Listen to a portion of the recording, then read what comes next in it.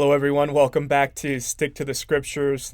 I'm your host, Pastor AJ, and today I am excited to introduce a new series on arguably one of the hottest topics, most talked about topics in Christian circles today. That is the book of Enoch.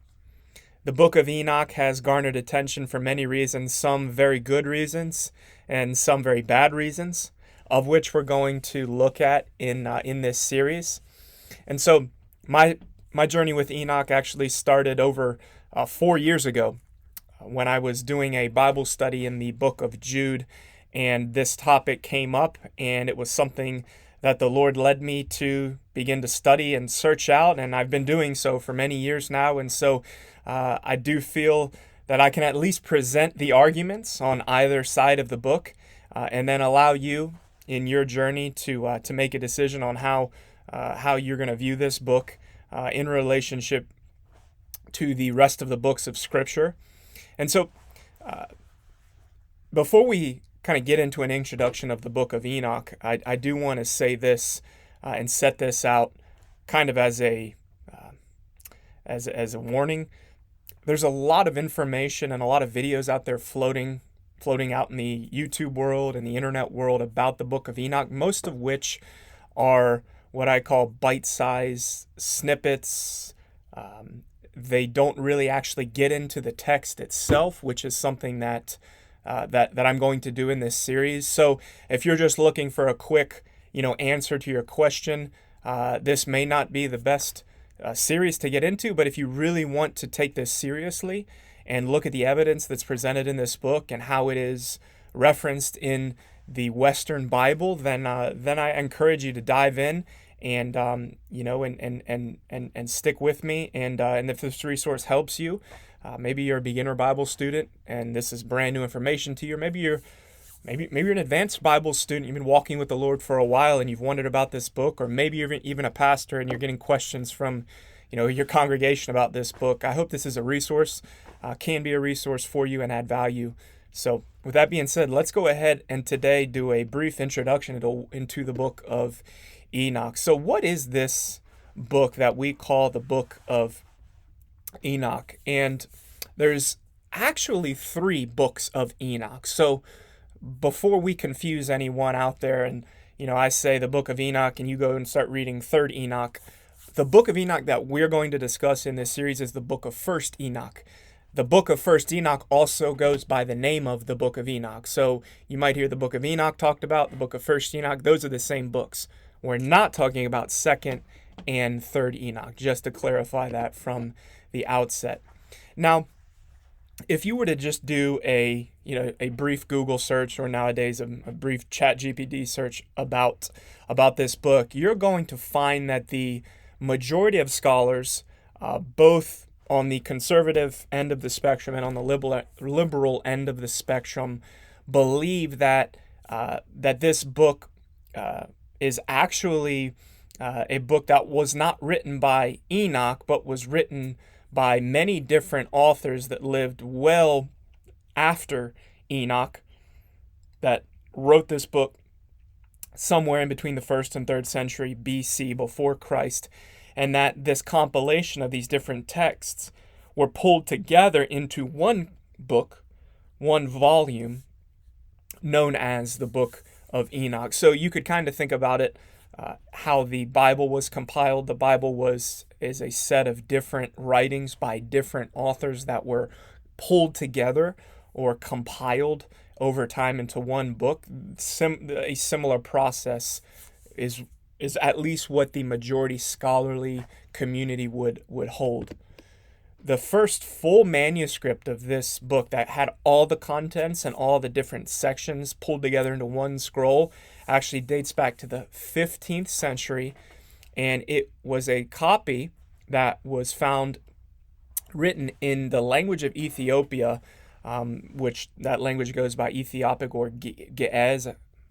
Pardon me, I'm not an Ethiopian scholar here by any means, but the Ethiopian church, as we're going to see, is heavily intertwined with and integrated with the book of Enoch. And so the scroll that was used for the two most popular English translations of this book, one of which we're going to reference heavily in here, R.H. Charles did an English translation. They used the Ethiopic text to do so. Now, outside of a full scroll, we have obviously many different fragments or different pieces, small pieces of the different parts of the book of Enoch. And these fragments are dated anywhere from the 1st to the 3rd century BC. Now, interestingly, the fragments that have been found in multiple different languages, from Hebrew to Aramaic, Coptic, Greek, Latin. So this book definitely it had spread out and had some far-reaching impact across the Christian world a long time ago, which makes it an interesting book. We also find that in the caves at Qumran, where the Dead Sea Scrolls were found, if you're familiar with the Dead Sea Scrolls, it was an incredible finding of a lot of different texts that may have been used in early Christian communities. An Aramaic fragment of the book of Enoch was found in the fourth cave at Qumran.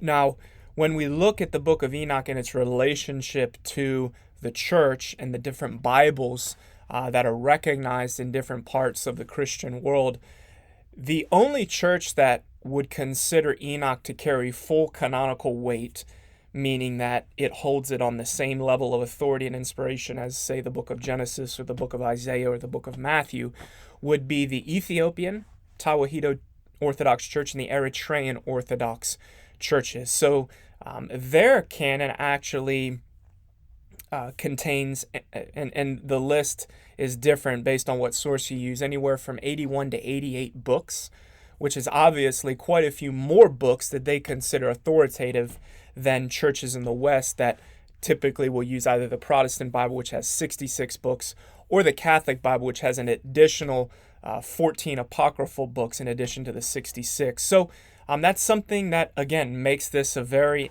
interesting book, something that we should consider and even ask the question, well, why does the Ethiopian church hold this book as canonical and carry full weight behind it, authority of Scripture behind it, versus churches that do not?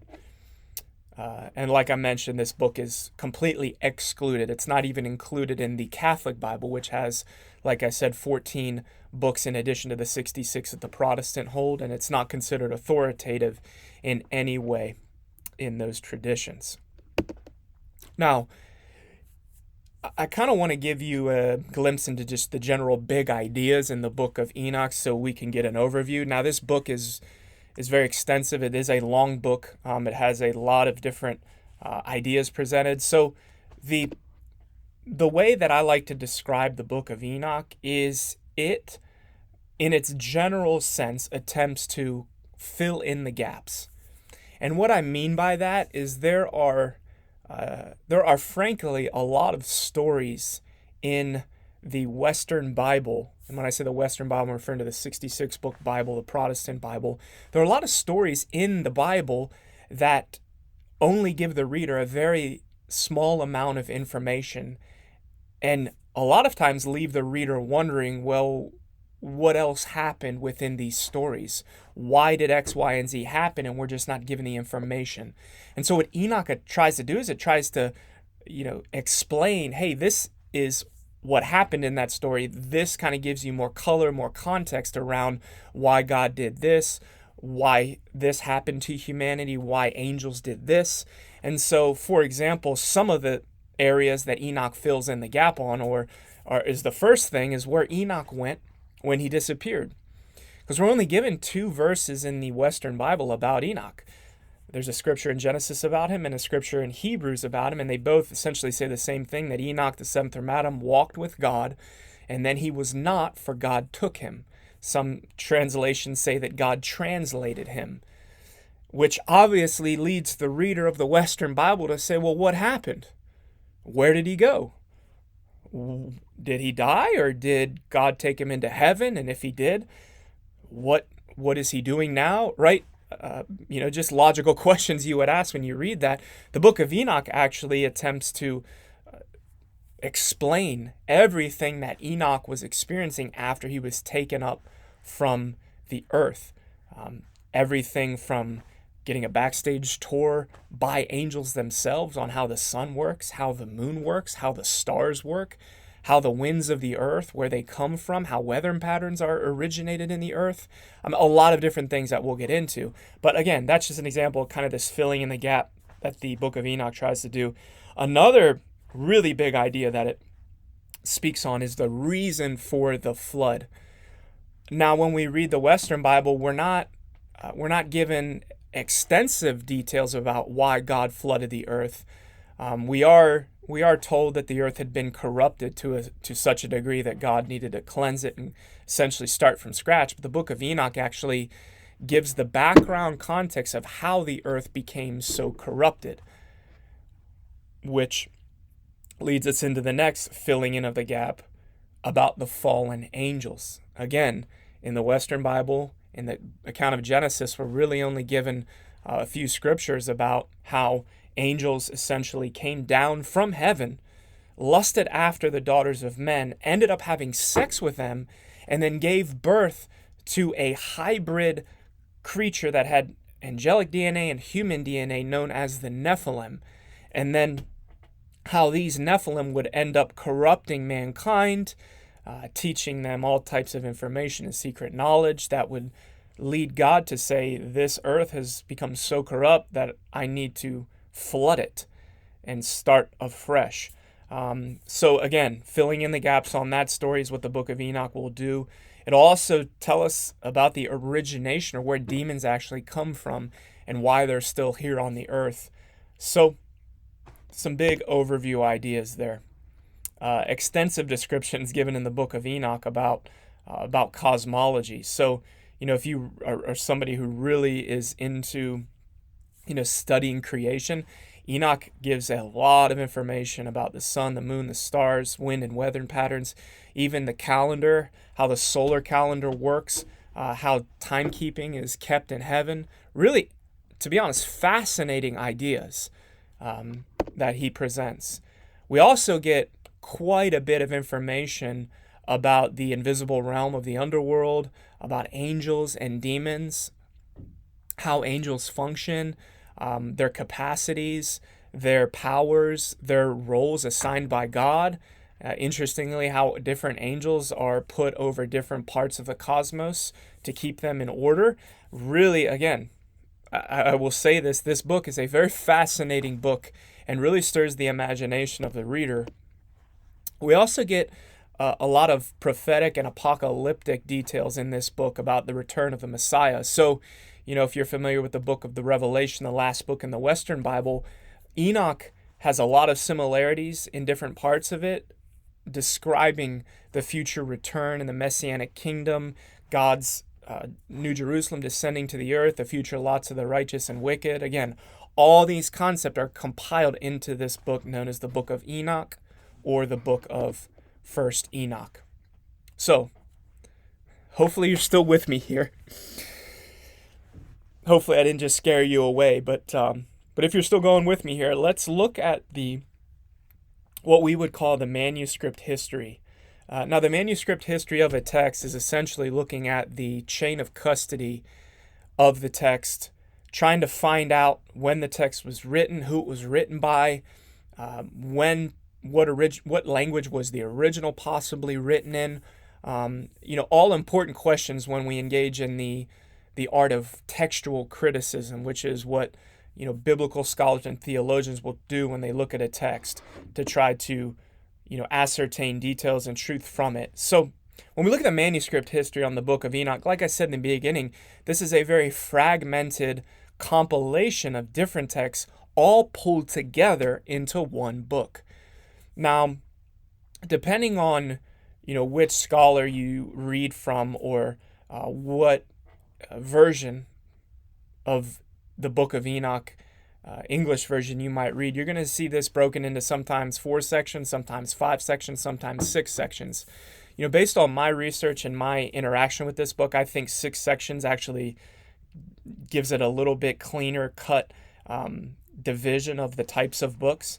And so this history is laid out from top left to bottom right in order of the dating of the manuscripts. Now, let me be clear. The dating is the date to which the manuscripts are believed to have been copied, right? So we don't have the original of the Book of Enoch, let alone the original of any ancient text, even in the Western Bible. So again, we're dealing with copies of copies. That's important to remember when we're trying to discover the truths from ancient texts. Because these texts were written on sometimes sheepskins, sometimes papyrus reeds, that just over time they disintegrate. It's just the nature of the materials that were used. And so if we look at the oldest manuscript, that scholars date back to the 3rd century BC, 3 centuries before the ministry of Jesus, we have what's called the Book of the Watchers. Now, the Book of the Watchers details essentially the angels that fell out of heaven, the sin that they committed on the earth, and then their subsequent punishment and judgment that is placed upon them by God through Enoch. And so this book, again, the fragments that have been found seem to date back to the 3rd century BC. The next latest text we have are called the fragments of the Book of Noah. Now, I know you might be thinking, okay, so Noah wrote a book. Well, within the Book of Enoch, there are sections, and you can see the chapters there, that seem to have been, and the technical word here is interpolated, where somebody, and this is why this book is very heavily debated, is because when scholars look at the Book of Enoch, they see fragments from other books kind of laid on top of or laid in between different sections of stories about Enoch to try to connect the dots, if you will. So there seems to be additions or editors that went in here and added, into the Book of Enoch, right? And the fragments that seem to have been added in are from the Book of Noah. These are discussions and stories about Noah himself, everywhere from the birth of Noah, what Noah looked like when he came out of the womb, discussions about God's interactions with Noah and how he was going to destroy the earth. Really, more information about Noah than what we get in the Western Bible. So that's interspersed throughout the Book of Enoch. Then the next latest manuscript evidence we get dates back to the late 2nd century BC, and that is the dream visions. Again, Enoch has a lot of dreams, as well as visitations with angels. There's a kind of mixture of those throughout this book, and where he gets insights into a lot of different things. So the dream visions we see, and then the Book of the Heavenly Luminaries are next, and that is where Enoch, for 10 chapters, is given a backstage tour, if you will, of how the heavenly cosmos works. He sees different parts of the underworld. He sees different parts of the heavens. He describes, the places of where angels are judged and where they're chained. I mean, some very, very graphic language, very interesting language. But we see that book in there, and that is a tour that Enoch is given directly from the angels themselves. Then the next latest portion we have is called the Parables, and that's dated to the late 2nd century or 1st century BC. And then the final portion, which is an untitled portion, this is actually the first 5 chapters of the book, dates to the 1st century BC. So this is the latest of the manuscripts that have been found. They have the latest dating. Some scholars believe that the portion that introduces the book was actually the last to be added to the book, because it introduces the book from the perspective and first person narration of Enoch himself. So this is, again, just a general overview of the manuscript history. Now, I do want to note a couple things. The dating of the book, all of the manuscripts have a dating going back to before the times of Christ. at least the manuscripts that have been found thus far, which would make the prophecies that are found in the book of Enoch about the Messiah, interesting, especially if those prophecies hold truth and come to pass. Because as we'll see, the Bible that we have currently gives us ways in which to test prophets. And so we can apply those tests to the book, in order to test its authenticity. So a little bit there about the manuscript history. Now, kind of to round out this general introduction of Enoch, I want to address what we would call claims of authorship. Now, anytime we're, studying a book of the Bible or a book that may be claimed to be biblical, one of the first places we want to look at is, who wrote the book. Because, the author of the book tells us a lot about, why the book was written, and in this case, interestingly, the book of Enoch itself makes a claim in chapter 1, verse 1, that this book is the book written by and spoken from the mouth of Enoch himself. Enoch 1:1 says, "The words of the blessing of Enoch, wherewith he blessed the elect and righteous, who will be living in the day of tribulation, when all the wicked and godless are to be removed." There's a lot of controversy about who wrote the book of Enoch. This is why from my study and from my understanding, why this book was not included in the majority of canons around the world, is because the claims of authorship of Enoch have seemed to be, and I'm going to use that word, seem to be refuted by the scholarly community. Now, we have to preface this. That does not mean that if the majority of the scholarly community holds something, holds an opinion, that opinion is true. Okay, so we need to hold that in our mind. But when we look at, the book itself from internal evidence, the book claims that Enoch wrote it. So we have to deal with that, and we have to confront that. Now, interestingly, when we go into our Western Bible, into the New Testament, and we pull up the book of Jude, we're going to find a very, very interesting statement about Enoch in the book of Jude, a statement that could potentially have far-reaching implications for the book of Enoch. And in the next video, I'm going to specifically address Jude's interaction with the book of Enoch and how he may have perhaps viewed this book. But on the surface, in Jude 1:14 and 15, Jude writes this, that it was also about these that Enoch, the seventh from Adam, prophesied, saying, "Behold, the Lord comes with 10,000s of his holy ones, to execute judgment on all, and to convict all the ungodly of all their deeds of ungodliness that they have committed in such an ungodly way, and of all the harsh things that ungodly sinners have spoken against him." End quotation. Now, it would seem from a surface level reading of Jude 1:14 and 15 in the English translation from the Greek that Jude is saying that there was a man named Enoch who he specifies as the seventh man from Adam, which would align with the Genesis genealogy, that Enoch was the seventh born in the bloodline of humanity, that this Enoch, who Jude would categorize as a prophet, because he is saying that Enoch prophesied.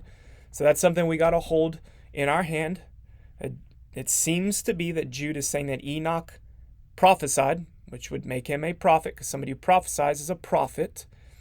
And then Jude goes on to quote what seems to be a near verbatim quote from Enoch chapter 1. Again, we're going to get into that specific comparison in the next video. But when we look at these two claims of authorship from both the book of Enoch itself and from Jude, we would certainly have to at least examine the claim of authorship that Enoch himself wrote at least a portion or the fullness of the book of Enoch. So I want you to keep that in mind. Now, when we get into comparing the book of Enoch against the Western canon, I think we're going to find a lot of interesting similarities that may help to begin to mold your view of this book and perhaps Enoch's interaction with the book. But for now, let's just kind of keep those claims of authorship in mind as we move through our study. Now, when we have those type of texts to deal with, they will generally create what I call different schools of thought. And if you've studied this topic for any period of time, you're going to see these three different schools of thought appear in how people approach the book of Enoch. Okay, now I'm not sitting here trying to say that, well, this is the right school of thought, because at the end of the day, every individual Christian has to apply what I would say a Berean-like principle in their life, and that is to test and examine, any claims of any book against the scriptures to see if they are true. So that's what I'm encouraging you today. However, like I said in the beginning, and what I want to do throughout the entirety of the series is I want to present the arguments so that at least you are aware of the arguments across the spectrum so that you can be well informed of how to go about this. Now, the first school of thought when it comes to, the book of Enoch and its relationship to the Bible is that some people hold that the book of Enoch is inspired scripture. For example, we mentioned this earlier, the Ethiopian church holds the book of Enoch as an inspired, infallible book of scripture that is included in their liturgical Bible. So if you were to grow up in the Ethiopian church and you sat through church services, part of your liturgy as a congregant would be listening to and being instructed from the book of Enoch just as much as you would be instructed from any other book of the Bible.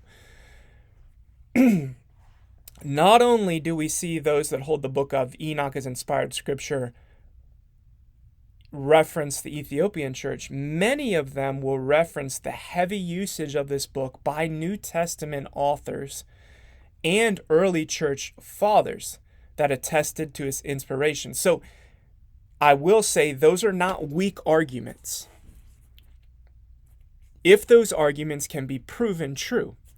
If the argument can be proven true that this book was heavily influential to the writers of the New Testament and their formation of their writings, then there would be strong grounds to say that this source material, if you will, would have been inspired itself. Now, that is not to say that every book or every piece of literature that is quoted in the Bible is inspired. We're not making a blanket statement. However, when we look at a piece of scripture, when we look at a piece of literature that is forming doctrine, we need to step back and say, okay,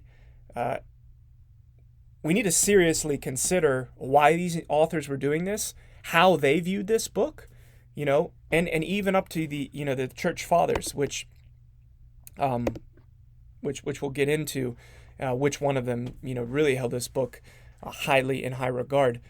Again, kind of the two subsets within this group that hold Enoch as inspired scripture are the group of people that believe that Enoch himself is the author. That would date this book, or at least the origins of the book, to the time of Enoch's life here on earth, which, again, this is an estimate, would be around 4000 BC. Now that has far-reaching implications that this book survived somehow through the flood, because Enoch lived before the flood, that these writings were passed down all the way through the flood, then to the forefathers of the faith through Moses, through Abraham, and then kept continuing in their tradition, all the way to the days that it was then found, fragments in the 3rd and 1st century BC. Now, I will say, like I said earlier, and the claim of Enochian authorship is in the minority. It is a minority viewpoint.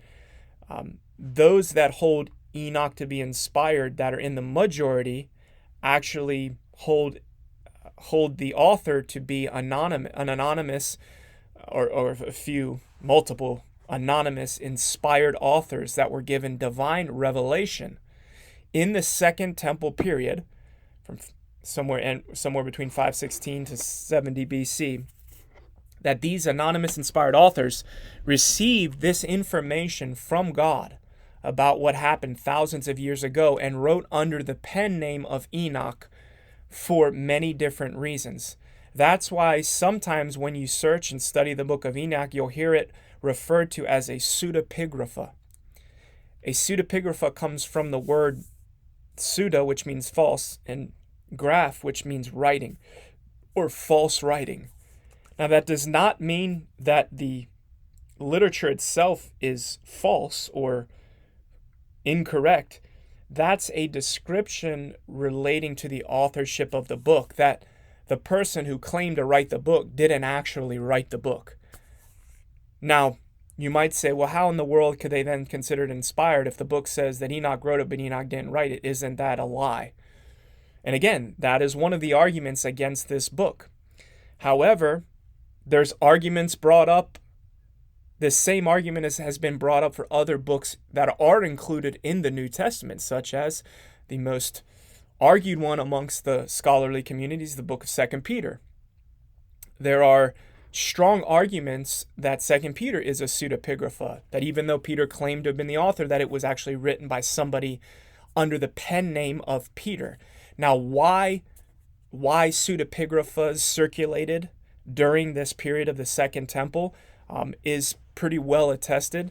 The largest reason was so that the text would hold authority, because authors believed that if they were to write in the name of, a, let's say, high-profile apostle or father of the faith, that their audience would see that and would hold that to be much more authoritative than if it was just, some no-name person, if you will. Another thought around pseudepigraphical writings is that, anonymous authors, wanted to defer kind of credit. They did not want to be in the spotlight. They wanted to, try to push as much, credit, if you will, towards the glory of God, from more of a kind of a pious standpoint.